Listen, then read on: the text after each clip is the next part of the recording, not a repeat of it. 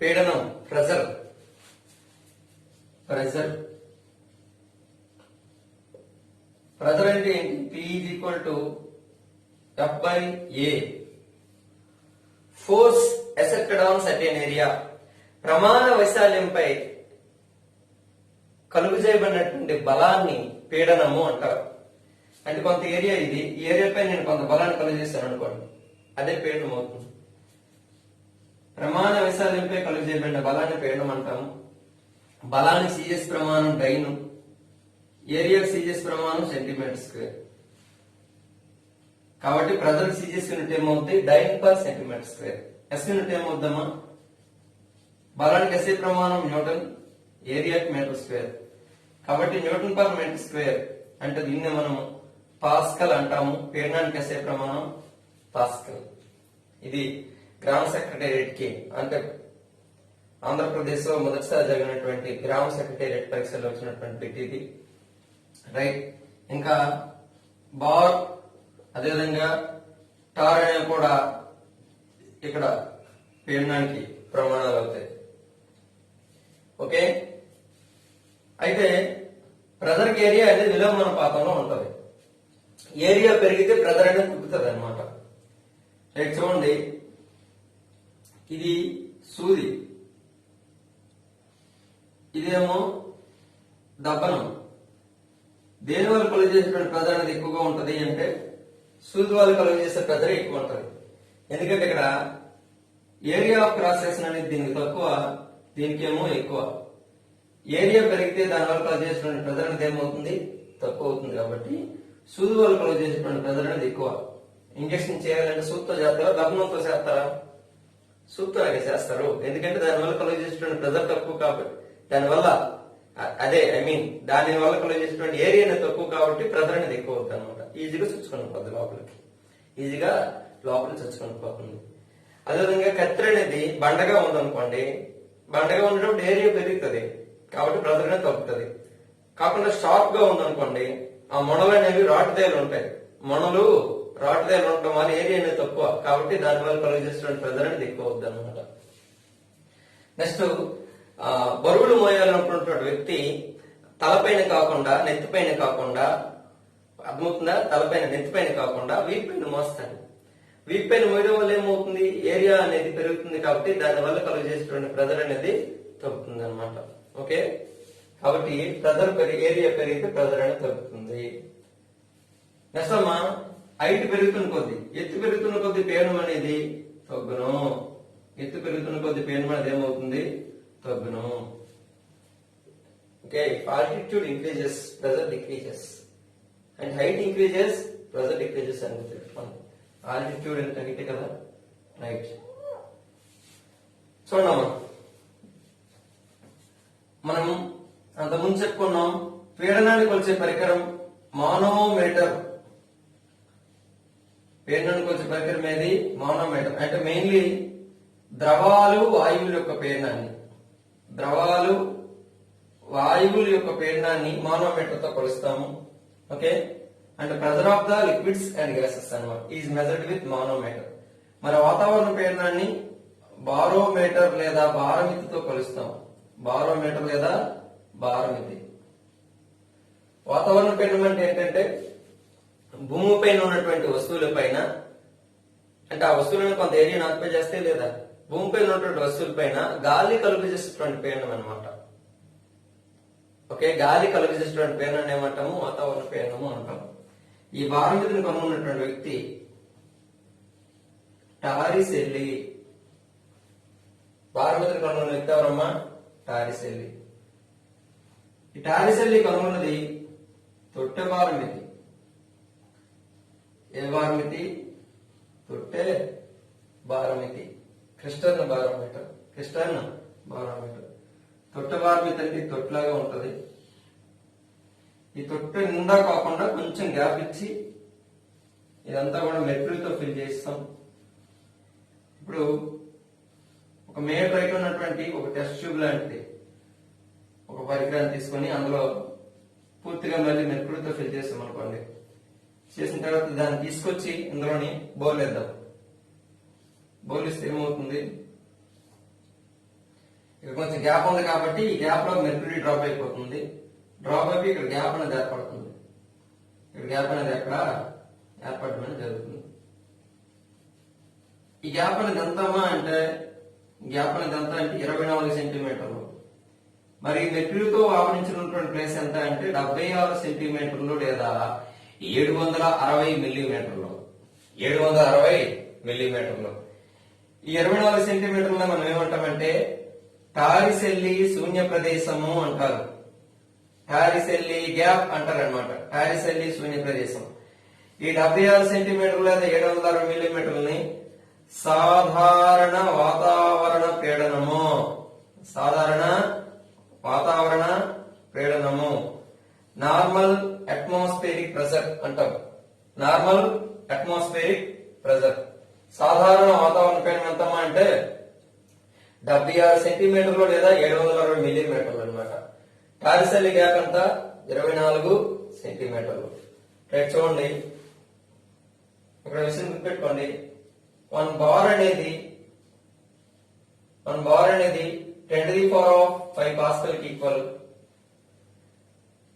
1 atmospheric pressure is equal to 1.01325 into 10⁵ pascals లేదా 1,01,325 pascals. Okay, 1 atmospheric pressure is equal to 1.01325 into 10⁵ pascals లేదా 1,01,325 pascals.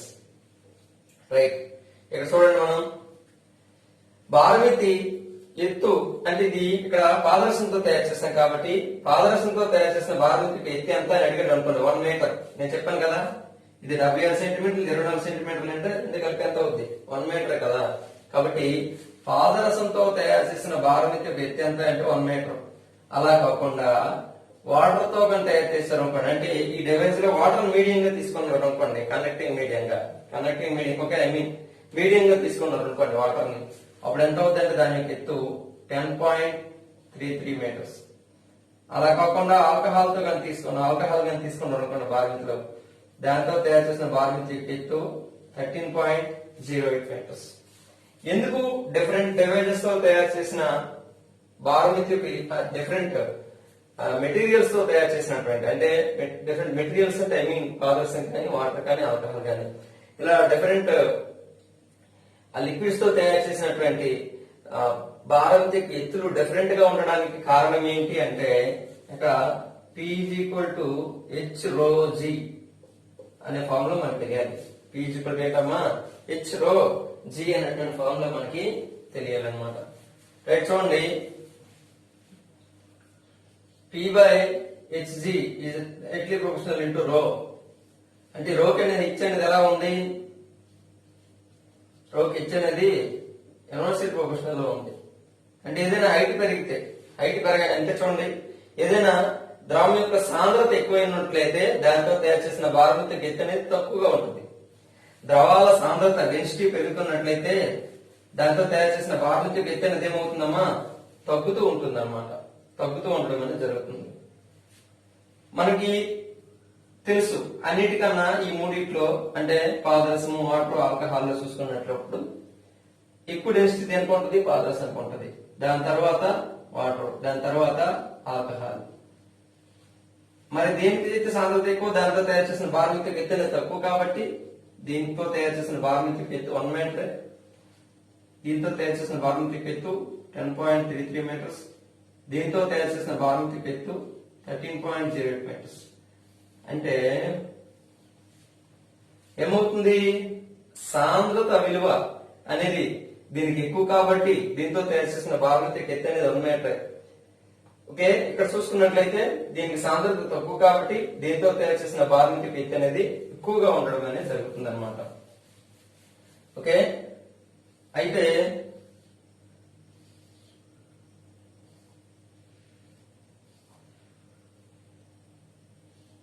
ఇది పాదరసంతో తయారు చేసిన భారమితి, పాదరసంతో తయారు చేసినటువంటి భారమితి. ఈ భారమితి అనేది ఏ విధంగా ఉపయోగపడుతుంది అని ఒకసారి చూద్దాం. తుఫాన్లు వచ్చి అనుకోండి, స్ట్రోమ్స్ బలమైనటువంటి గాలి లేస్తాయి, బలమైనటువంటి గాలి లేస్తాయి. ఓకే, బలమైనటువంటి గాలి లేస్తాయి. ఆ గాలి వేసేటప్పుడు ఏమవుతుంది, ఎక్కువ ప్రెజర్ అనేది పనులు చేయబడతా లేదా, ఆ ప్రెజర్ కి ఈ యొక్క పాదరసం అనేది డౌన్ అయిపోద్ది. బాగా తొట్టులో ఉన్నటువంటి పాదరసం అనేది డౌన్ అయిపోద్ది. డౌన్ అయ్యేటప్పుడు ఎక్కడ ఉన్నటువంటి పాదరసం కూడా ఏమవుతుంది, ఆటోమేటికల్లీ కిందకు వచ్చేస్తుంది. అంటే భారమితిలో పాదరస మట్టం అనేది అకస్మాత్తుగా తగ్గిపోతుంది. భారమితిలో పాదరస మట్టం అనేది అకస్మాత్తుగా తగ్గినట్లయితే అది రాబోయేటువంటి తుఫాను సూచిస్తుంది. భారమితిలో పాదరస మట్టం అకస్మాత్తుగా తగ్గినట్లయితే దేని సూచిస్తుంది, అది రాబోయేటువంటి తుఫాను సూచిస్తుంది. అలా కాకుండా మామూలుగా ఉన్నటువంటి రెయిన్ ఫాల్ అంటే సాధారణ వర్షంగా పడింది అనుకోండి, అట్లాంటప్పుడు గాలి అనేది తక్కువ ఉంటుంది కాబట్టి తక్కువ ప్రెజర్ అప్లై చేయబడుతుంది దీనిపైన. కాబట్టి పాదరసం అనేది స్లోగా డౌన్ అవుతుంది. అంటే నెమ్మదిగా తగ్గింది అనుకోండి దాని యొక్క లెవెల్ అనేది, అది రాబోయేటువంటి వర్షాన్ని సూచించడం అనేది జరుగుతుంది. భారమితిలో పాదరసం మట్టం అకస్మాత్తుగా తగ్గినట్లయితే అది రాబోయేటువంటి తుఫానుని సూచిస్తుంది. అలా కాకుండా నెమ్మదిగా తగ్గినట్లయితే అది రాబోయేటువంటి వర్షపాతాన్ని సూచిస్తుంది. మళ్ళీ డౌన్ అయినటువంటి పాదరస మట్టం ఒకసారిగా రైజ్ అయింది అనుకోండి, తిరిగి సాధారణ పరిస్థితులు వస్తున్నాయి, తిరిగి సాధారణ పరిస్థితులు వస్తున్నాయి అనేటువంటి విషయాన్ని మనం అబ్జర్వ్ చేయవచ్చు. తిరిగి సాధారణ పరిస్థితులు వస్తున్నటువంటి విషయాన్ని మనము అబ్జర్వ్ చేయొచ్చు అన్నమాట. క్లియర్? అయితే ప్రెజర్ కి సంబంధించి ఇంకా ప్రెజర్ కి రిలేటెడ్ గా ఉన్నటువంటి కొన్ని అంశాలని మనం తెలుసుకున్నటువంటి ప్రయత్నం చేద్దాం. రైట్, మెల్టింగ్ పాయింట్ కి ప్రెజర్ అనేది ఏ విధంగా ఉంటుంది అని చూద్దాం. ఓకే, ప్రెజర్ కి మెల్టింగ్ పాయింట్ అనేది ఇన్వర్స్లీ ప్రొపోర్షనల్ గా ఉంటుందమ్మా. ప్రెజర్ కి మెల్టింగ్ పాయింట్ ఏ విధంగా ఉంటుంది, ఇన్వర్స్లీ ప్రొపోర్షనల్ లో ఉంటుంది. మెల్టింగ్ పాయింట్ ఏంటంటే మనకు తెలుసు, ద్రవీభవన స్థానము. ద్రవీభవన స్థానము అంటే ఏంటి, ఘనం ద్రవంగా మారే స్థానం. ఏ స్థిర ఉష్ణోగ్రత వద్ద ఘన పదార్థం ద్రవంగా మారుతుందో ఆ స్థిర ఉష్ణోగ్రతనే ద్రవీభవన ఉష్ణోగ్రత లేదా స్థానాన్ని ద్రవీభవన స్థానం అంటారని చెప్పుకున్నాం. At which constant temperature solid is converts into liquid, that constant temperature is known as melting temperature, or that point is known as melting point. అయితే ప్రతిదానికి ఒక మెల్టింగ్ పాయింట్ ఉంటుంది. అంటే ప్రతి సాలిడ్ సబ్స్టెన్స్ కి ఐస్ కి సంబంధించి మెల్టింగ్ పాయింట్ ఎంత అంటే 0 డిగ్రీ సెంటీగ్రేడ్. అంటే మంచుని ఎల్లప్పుడు కూడా నెగిటివ్ టెంపరేచర్ వద్ద ఉంటుంది. ఒక -6 డిగ్రీ సెంటీగ్రేడ్ అవుతుంది అనుకోండి, వేడి చేస్తాం అనుకోండి, అప్పుడు -5, -4, -3 అలా టెంపరేచర్ తగ్గుతుంది. తగ్గి 0 డిగ్రీ సెంటీగ్రేడ్కి వచ్చేసరికి అది నీరుగా మారడం స్టార్ట్ అవుతుంది. అనమాట. ఆ విధంగా 0 డిగ్రీ సెంటీగ్రేడ్ మనం ఏమంటామంటే మంచు యొక్క ద్రవీభవన స్థానం అని చెప్తాం. మంచు యొక్క ద్రవీభవన స్థానము అంటే మెల్టింగ్ పాయింట్ ఆఫ్ ఐస్ అని చెప్తాం. మెల్టింగ్ పాయింట్ ఆఫ్ ఐస్ అని చెప్తాం అనమాట. రైట్, చూడండి, మెల్టింగ్ పాయింట్ ప్రెజర్ అనేది ఎలా ఉందంట, విలోమానుపాతంలో ఉంది. అంటే ప్రెజర్ పెరిగితే మెల్టింగ్ పాయింట్ తగ్గుతుంది అనమాట. రైట్, చూడండి, మంచు కొండలు స్కేటింగ్ అనేది ఏ విధంగా చేస్తారు. స్కేటింగ్ చేయాలంటే మంచు అనేది నీరుగా మారాలి. కరుగుతుంది కదా, అప్పుడు దానిపైన స్కేటింగ్ చేయడానికి సాధ్యమవుతుంది. జనరల్ గా మంచు నీరుగా మారాలంటే ఎన్ని డిగ్రీల ఉష్ణోగ్రత కావాలి, 0 డిగ్రీల ఉష్ణోగ్రత కావాలి. మరి 0 డిగ్రీల ఉష్ణోగ్రత కావాలంటే మంచును వేడి చేయాలి. మరి మంచు కొండల్లో ఎవడైనా స్కేటింగ్ చేయాలంటే మంచును వేడి చేస్తున్నాడా, చేయట్లేదు కదా. ఏం చేస్తున్నారు ఇక్కడ, అంతే కదా. మంచు అనేది ఆ యొక్క ఘనప స్థితి నుండి ద్రవ స్థితికి మారాలంటే వేడి చేయాలి. అది 0 డిగ్రీ సెంటీగ్రేడ్ వద్ద నీరుగా మారుతుంది. నీరుగా మారితేనే స్కేటింగ్ చేయడం సాధ్యం అవుతుంది. కానీ అక్కడ మనం వేడి చేయడం లేదు. మరి ఏ విధంగా మరి అక్కడ మంచు అనేది నీరుగా మారుతుంది అంటే, ఇక్కడ స్కేటింగ్ షూ ఉంటుంది కదా, దాంతో మనం మంచు పైన ఏం చేస్తున్నాము, ఎక్కువ ప్రెజర్ ని కలుగు చేస్తాం. ఎక్కువ ప్రెజర్ ఎప్పుడైతే కలుగు చేస్తామో ప్రెజర్ పెరిగితే మెల్టింగ్ పాయింట్ ఏమవుతుంది, తగ్గుతుంది. మెల్టింగ్ పాయింట్ తగ్గడం అంటే మంచు యొక్క ద్రవీభవన స్థానం 0 డిగ్రీ సెంటీగ్రేడ్, అది తగ్గుతుంది అనమాట. అది తగ్గడం అంటే 0 డిగ్రీ సెంటీగ్రేడ్ వద్ద నీరుగా మారాల్సినటువంటి మంచు అంతకన్నా తక్కువ ఉష్ణోగ్రత వద్దనే నీరుగా మారిపోవడం అనేది జరుగుతుంది. అంతకన్నా తక్కువ ఉష్ణోగ్రత వద్దనే నీరుగా మారడం స్టార్ట్ అవుతుంది అనమాట. కాబట్టి మన పని అనేది ఈజీ అయిపోతుంది. కాబట్టి మంచు కొండల్లో స్కేటింగ్ అనేది ఏ ప్రక్రియ ద్వారా చేస్తారు అంటే ప్రెజర్ పెరిగితే మెల్టింగ్ పాయింట్ అనేది తగ్గుతుంది. ప్రెజర్ పెరిగితే మెల్టింగ్ పాయింట్ అనేది తగ్గుతుంది అనేటువంటి నియమం ఆధారంగానే స్కేటింగ్ అనేది మంచు కొండల్లో చేయడం జరుగుతుంది అనమాట. ఓకేనా? Clear? Skating is done on the icebergs based on the principle of if pressure increases, melting point decreases. Okay. What is the principle behind the skating on icebergs and అడిగాడు? Pressure increases, melting point decreases అని తెలుసుకోవాలి. మనం functions చేసేటప్పుడు ice cube తెస్తాం, పెద్ద పెద్ద ice దెమ్మలు, మంచు దెమ్మలు తెస్తాం కదా, వాటిని టేబుల్ మీద పెడితే జనరల్ గా మంచు వేడి చేస్తే 0 డిగ్రీ సెంటీగ్రేడ్ అవుతుంది, నీరుగా మారడం స్టార్ట్ అవుతుంది.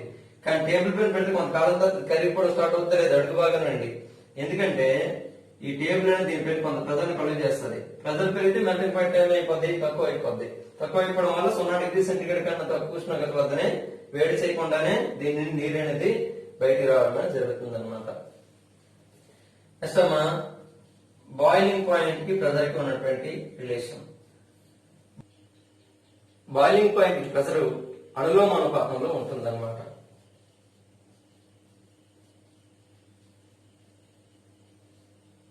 అంటే బాయిలింగ్ పాయింట్ అంటే ఏంటి? మరుగు స్థానం అని అర్థం, లేదా బాయిలింగ్ టెంపరేచర్ అంటే మరుగు ఉష్ణోగ్రత. ఏ స్థిర ఉష్ణోగ్రత వద్ద ద్రవ పదార్థం వాయువుగా మారుతుందో ఆ స్థిర ఉష్ణోగ్రతని మరుగు ఉష్ణోగ్రత అంటారు. లేదా ఏ స్థిర స్థానం వద్ద ద్రవ పదార్థం వాయువుగా మారుతుందో ఆ స్థానాన్ని మనం ఏమంటాము? మరుగు స్థానము అంటాం. నీటి యొక్క మరుగు స్థానం ఎంతమ్మా? 100 డిగ్రీల సెంటీగ్రేడ్. 100 డిగ్రీల సెంటీగ్రేడ్. ఎత్తు పెరుగుతున్న కొద్దీ పీడనం అనేది తగ్గుతుందని మనం చెప్పుకున్నాం. If altitude increases, pressure decreases. Altitude increases, pressure decreases. ఎత్తు పెరుగుతున్న కొద్దీ పీడనం తగ్గుతుందని మనం చెప్పుకున్నాం. మరి పీడనం తగ్గితే బీపీ కూడా ఏమవుతుంది? తగ్గుతుందా లేదా? వాటర్ యొక్క బీపీ ఎంత? 100 డిగ్రీల సెంటీగ్రేడ్. అది తగ్గింది అంటే దాని అర్థం ఏంటి? 100 డిగ్రీల సెంటీగ్రేడ్ వద్ద ఆవిరిగా మారాల్సిన నీరు 100 డిగ్రీల సెంటీగ్రేడ్ కన్నా ముందే ఏ 60 డిగ్రీలు 70 డిగ్రీల వద్దనో అది ఆవిరిగా మారిపోవడం అనేది జరుగుతుంది అనమాట. అర్థమవుతుందా? ఏ 70 డిగ్రీల వద్ద అంటే 100 డిగ్రీల కన్నా తక్కువ ఉష్ణోగ్రత వద్దనే అది ఆవిరిగా మారిపోవడం అనేది జరుగుతుంది. కాబట్టి ఎత్తైన ప్రాంతాల్లో ప్రెజర్ కుక్కర్ లేకుండా వంట చేయడం అనేది చాలా కష్టం. వంట చేయాలంటే ఇప్పుడు రైస్ అనేది మనం ప్రిపేర్ చేయాలంటే ముందు వాటర్ని బాగా వేడి చేయాలి. వేడి చేసిన తర్వాత రైస్ అందులో వేస్తారు. ఎసరు అంటారు కదా, ఎసరు మరిగాక వాటర్ అందులో వేస్తారు. అలా అంటే వాటర్ అనేది 100 డిగ్రీ సెంటీగ్రేడ్ వద్ద ఆవిరిగా మారడం స్టార్ట్ అవుతుంది. కానీ అంతకన్నా ముందే తక్కువ ఉష్ణోగ్రత వద్ద ఆవిరిగా మారడం స్టార్ట్ అయిపోయింది అనుకోండి, ఓ 70 డిగ్రీ సెంటీగ్రేడ్ వద్ద ఆవిరిగా మారిపోవడం స్టార్ట్ అయిపోతే ఏమవుద్ది? మనం రైస్ వేసినా మాడిపోతాయి అనమాట. అంటే నీరు వేసినట్టునే ఆవిరైపోతుంటే మరి వంట చేయడం అనేది అసాధ్యమే కదా. అంతేనా? అర్థమవుతుంది కదా. నీరు వేసినట్టు ఏమవుద్ది? చాలా తక్కువ ఉష్ణోగ్రత ఇచ్చినా వెంటనే ఆవిరైపోద్ది అనమాట. ఆవిరైపోతే వంట చేయడం అనేది సాధ్యం కాదు. అందుకే ఆర్టిఫిషియల్ ఇక్కడ ఏం చేయాలి? మనం ప్రెజర్ పెంచాలి. ప్రెజర్ పెంచితే ఆటోమేటిక్ గా బీపీ పెరుగుతుంది. దానికోసమే మనం ప్రెజర్ కుక్కర్ ని వాడతాం. దేని వాడతాము? ప్రెజర్ కుక్కర్ ని వాడతాం అనమాట. ఆ ప్రెజర్ కుక్కర్ లోనే ఉంది, పేరులోనే ఉంది ప్రెజర్ అనేది. కాబట్టి ప్రెజర్ పెరిగితే పేర్లో ఉంది కదా ప్రెజర్ అనేది, ఆ ప్రెజర్ పెరిగితే ఆటోమేటిక్ గా బీపీ పెరుగుతుంది. ఆ బీపీ ఎంత పెరుగుతుంది అంటే వాటర్ యొక్క బీపీ 120 డిగ్రీ సెంటీగ్రేడ్ పెరుగుతుంది. ఓకేనా? వాటర్ యొక్క బాయిలింగ్ పాయింట్ 120 డిగ్రీ సెంటీగ్రేడ్ పెరుగుతుంది. అంటే చాలా ఆలస్యంగా నీరు అనేది ఆవిరి అవుతుంది అనమాట. 100 డిగ్రీ సెంటీగ్రేడ్ వద్ద ఆవిరిగా మారాల్సిన నీరు 120 డిగ్రీ సెంటీగ్రేడ్ వద్ద ఆవిరిగా మారడం స్టార్ట్ అవుతుంది. ఎక్కువ ప్రెజర్ కలుగు చేయబడుతుంది కాబట్టి ఆహార పదార్థాలు అనేవి త్వరగా ఉడికిపోవడం అనేది జరుగుతుంది ప్రెజర్ కుక్కర్ లో. ప్రెజర్ కుక్కర్ అనేది ఏ నియమం ఆధారంగా పనిచేస్తుంది? పీడనాన్ని పెంచిన ఓకే మరుగు స్థానం అనేది పెరుగుతుంది. పీడనం పెంచితే మరుగు స్థానం పెరుగుతుంది. Pressure increases, boiling point also increases అనేటువంటి నియమం ఆధారంగా ప్రెజర్ కుక్కర్ పనిచేస్తుంది. Pressure cooker works based on the principle of if pressure increases, boiling point also increases. Okay, once again, pressure cooker works based on the principle of if pressure increases, boiling point also increases. Right. ఇప్పుడు మనం Bernoulli నియమం అనే దాని గురించి మాట్లాడుకుందాం. Bernoulli నియమం అంటే ఏంటంటే, ఏదైనా ఒక వస్తువుకు సమాంతరంగా గాలి వీచినప్పుడు ఆ వస్తువుకు ముందు ఉన్నటువంటి పీడనం కన్నా వెనుక ఉన్నటువంటి పీడనం అనేది ఎక్కువ. అదేవిధంగా పైన ఉన్నటువంటి పీడనం కన్నా కింద ఉన్నటువంటి పీడనం అనేది ఎక్కువ అన్నమాట. ఒక వస్తువుకి సమాంతరంగా గాలి వీసినప్పుడు దానికి ముందు భాగంలో ఉన్నటువంటి పీడనం కన్నా వెనుక భాగంలో ఉన్నటువంటి పీడనం అనేది ఎక్కువ అని చెప్తాం. చూడండి, ఇది క్యాలెండర్. ఓకే, క్యాలెండర్ సమాంతరంగా గాలి వీచేటప్పుడు దానికి ముందు భాగంలో ఉన్న పీడనం కన్నా వెనక భాగంలో ఉన్నటువంటి పీడనం ఎక్కువ కాబట్టి క్యాలెండర్ అనేది వెనక నుండి ముందుకు ఎగురుతుంది, వెనక నుండి ముందుకు ఎగరడం అనేది జరుగుతుంది అన్నమాట. అదేవిధంగా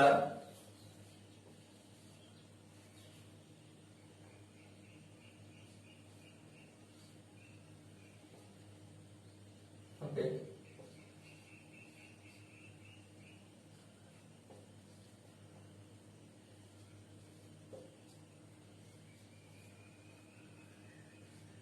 విమానాలు ఏ విధంగా ఎగిరితే ఏంటంటే, ఈ విమానాలు ఈ విధంగా ఎగురుతున్నప్పుడు దానికి ముందు భాగంలో ఉన్నటువంటి పీడనం కన్నా వెనక భాగంలో ఉన్నటువంటి పీడనం అనేది చాలా ఎక్కువ కాబట్టి విమానం అనేది వెనక నుండి ముందుకు ఎగురుతుంది. అదేవిధంగా వెనక నుండి ముందుకి ఎగరడం అనేది జరుగుతుంది. అదేవిధంగా పై భాగంలో ఉన్నటువంటి పీడనం కన్నా కింద భాగంలో ఉన్నటువంటి పీడనం అనేది ఎక్కువ అనమాట. ఓకే, పై భాగంలో ఉన్నటువంటి పీడనం కన్నా కింద భాగంలో ఉన్నటువంటి పీడనం ఎక్కువ కాబట్టి కింద నుండి పైకి ఎగురుతుంది. నెక్స్ట్ మనం ఇంకొక ఎగ్జాంపుల్ తీసుకుందాం. ఇది పూల్ గుడిసె.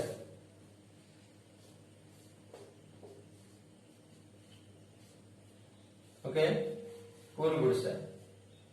తుఫాన్ వచ్చాయి అనుకోండి, దీని సమాంతరంగా గాలి వీచేటప్పుడు ఈ గుడిసె యొక్క పై భాగం అనేది ఏమవ్వాలి, లోపలికి వెళ్ళిపోవాలి. కానీ ఏమవుతుందంటే టాప్ లేసిపోతుంది. కారణం ఏంటి, దానికి పై భాగంలో కలుగు చేసేటువంటి ప్రెజర్ కన్నా కింద భాగంలో కలుగు చేసేటువంటి ప్రెజర్ అనేది ఎక్కువ కాబట్టి కింద నుండి పైకి ఎగురుతుంది అనమాట టాప్ అనేది. ఓకేనా, ఆ పై భాగం అనేది టాప్ అనేది కింద నుండి పైకి ఎగరడం అనేది జరుగుతుంది. నెక్స్ట్ ఇది రైలు. మనం రైలు వస్తుంది, మనం ప్లాట్ఫామ్ పైన నిల్చొని ఉన్నాం అనుకోండి. అలా వస్తున్నప్పుడు మనకు సమాంతరంగా గాలి వేసేటప్పుడు మనం రైలు దూరంగా వెళ్ళిపోవాలి. గాలి వేస్తే మనం రైలుని దూరంగా వెళ్ళిపోవాలి. కానీ మనం ఏమవుతుంది, మనం రైలు వైపు అట్రాక్ట్ చేయబడతాం. ఇక్కడ ఏమవుతుంది, మనం రైలు వైపు అట్రాక్ట్ చేయబడతాం. కారణం ఏంటంటే మనకు సమాంతరంగా గాలి వేసేటప్పుడు ఏం జరుగుతుందంటే, ముందున్నటువంటి పీడనం కన్నా వెనక ఉన్నటువంటి పీడనం అనేది ఎక్కువ. ముందున్నటువంటి పీడనం కన్నా మన వెనక భాగంలో ఉన్నటువంటి పీడనం ఎక్కువ కాబట్టి మనం ఆటోమేటిక్ గా ఆ రైల్వే ప్లాట్ఫామ్ వైపుగా అట్రాక్ట్ చేయబడతాం అనమాట. ఇది బెర్నౌలీ నియమం.